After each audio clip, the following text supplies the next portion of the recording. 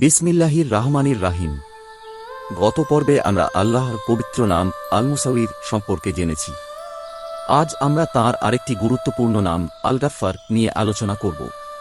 এই নামের তাৎপর্য এবং আমাদের জীবনে এর প্রভাব কতটা গভীর আসুন তা জেনে নিই। আল গাফফার মানে হল অতিশয় ক্ষমাশীল, বারবার ক্ষমা করেন যিনি। গাফফার শব্দটি গাফার ধাতু থেকে এসেছে, যার অর্থ ঢেকে ফেলা, গোপন করা এবং ক্ষমা করে দেওয়া। আল গাফফার মানে এমন এক মহান সত্তা যিনি বারবার, অসংখ্যবার, সীমাহীনভাবে ক্ষমা করে দেন তাঁর বান্দাদের পাপ ও ভুলকে। আল গাফফার নাম আমাদের শেখায় আল্লাহর দরজা কখনোই পাপীর জন্য বন্ধ হয় না।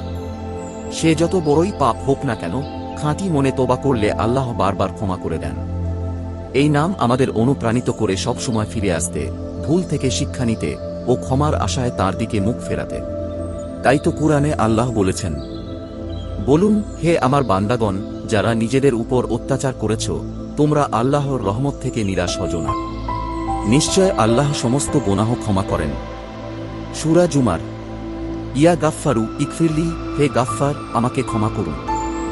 রাতে ঘুমানোর আগে বা নামাজের পর এই নাম স্মরণ করে ক্ষমা চাওয়া অত্যন্ত ফজিলতপূর্ণ।